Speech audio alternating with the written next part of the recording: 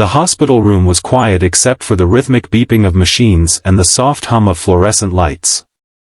A century-old man named Henry sat beside the bed where his wife, Margaret, had lain in a coma for 30 long years.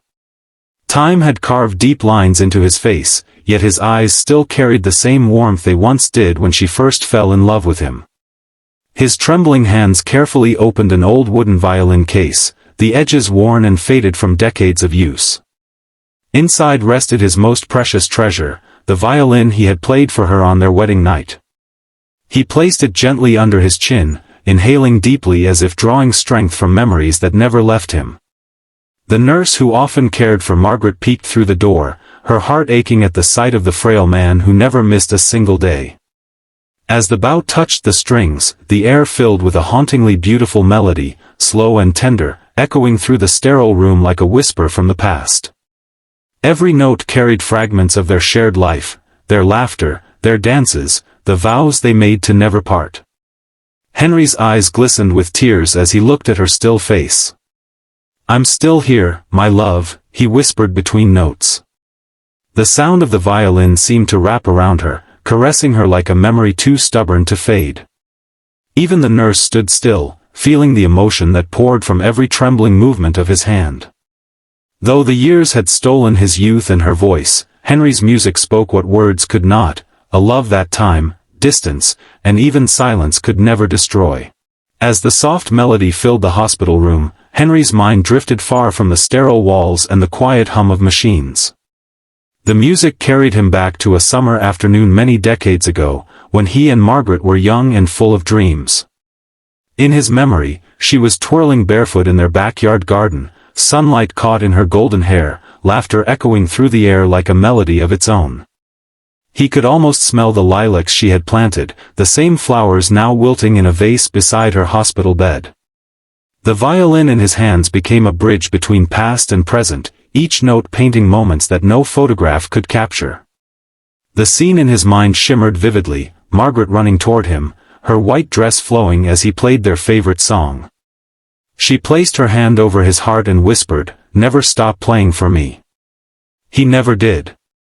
Now, an old man with shaking hands, he honored that promise every single day, believing somehow she could still hear him. As he played, tears traced the lines on his face, but he smiled softly through them. The nurse watching from the doorway wiped her own eyes. She had seen Henry play countless times, yet today felt different, heavier, more alive. The music wasn't just sound, it was love made visible, a lifetime poured into every note. The violin's song wove the past and present together, wrapping the old man and his sleeping wife in a cocoon of memory and devotion. For a moment, time stood still, a century of love condensed into one fragile melody that refused to fade, echoing softly through both the room and his heart. Henry's hands trembled as he guided the bow across the violin strings, his every movement fragile yet full of purpose. The melody deepened, filling the hospital room with an emotion so powerful it felt almost alive. The tune rose and fell like a heartbeat, carrying his unspoken words to the woman he had loved for a lifetime. He closed his eyes, whispering her name softly, as if his voice could travel through the years of silence that separated them. Each note was a prayer, each vibration a memory brought back to life. Then something shifted. The monitor beside Margaret's bed flickered, its rhythm changing ever so slightly. Henry didn't notice at first, he was lost in the music, playing with all the strength his frail body could offer. But the nurse, standing by the door, gasped quietly as she saw Margaret's fingers twitch. It was barely noticeable, just a faint movement, but after 30 years of stillness, it was enough to make her heart race. She hurried to the bedside, eyes wide with disbelief. Henry's song grew softer, gentler, as if responding to her. His voice broke as he whispered, "It's our song, my love, can you hear me?" Tears streamed down his cheeks, but his bow did not stop. The notes floated around the room, shimmering like hope made visible. Margaret's eyelids fluttered weakly, her breathing deepened, and the air seemed to thicken with something unexplainable, a quiet miracle in motion. The nurse froze, her hands trembling, torn between calling the doctors and simply witnessing the impossible. Still, Henry played on, pouring his soul into the final notes, unaware that the music he had played for 30 years was finally reaching her heart. The last note lingered in the air, trembling softly before fading into silence. Henry lowered the violin, his body weak, his breath unsteady. For a moment, the only sound in the room was the steady beeping of the monitor and the whisper of the wind outside the window. Then, something miraculous happened. Margaret's eyelids flickered. The nurse, standing frozen near the doorway, let out a soft gasp and rushed to her side. Henry blinked in disbelief, unsure if his tired eyes were playing tricks on him. But then Margaret's hand twitched again, and her lips parted in a faint, trembling breath. Slowly, her eyes opened, hazy and full of confusion, yet alive. She turned her head slightly, her gaze finding the familiar face that had aged but never changed in spirit. "You kept playing," she whispered, her voice fragile but real. The sound broke something inside Henry, years of loneliness, pain, and waiting all melted away in an instant.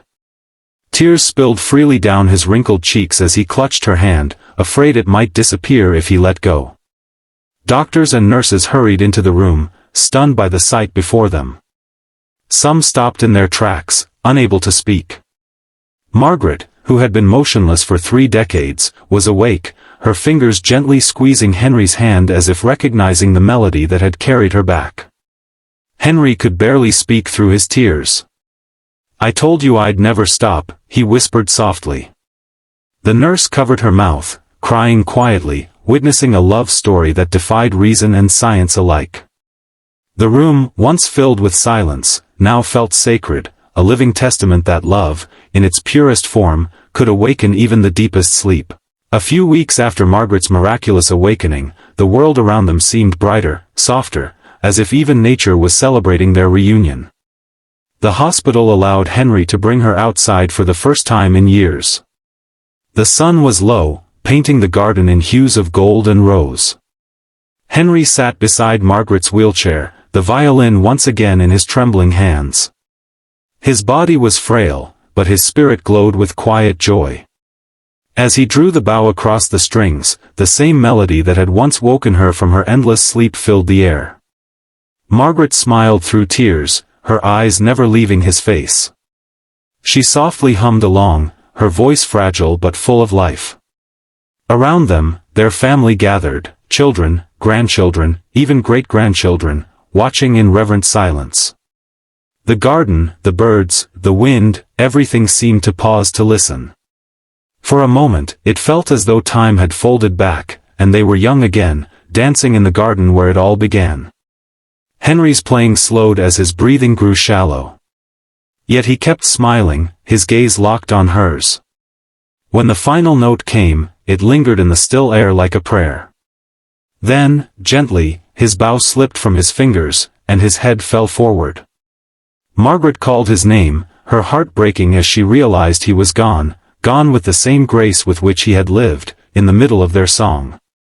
Tears streamed down her cheeks, but through the sorrow, a strange peace settled over her. She held his hand to her lips and whispered, "Thank you for coming back to me." The wind rustled the trees as if carrying his melody away, a love song that would echo forever, unbroken by time, death, or silence.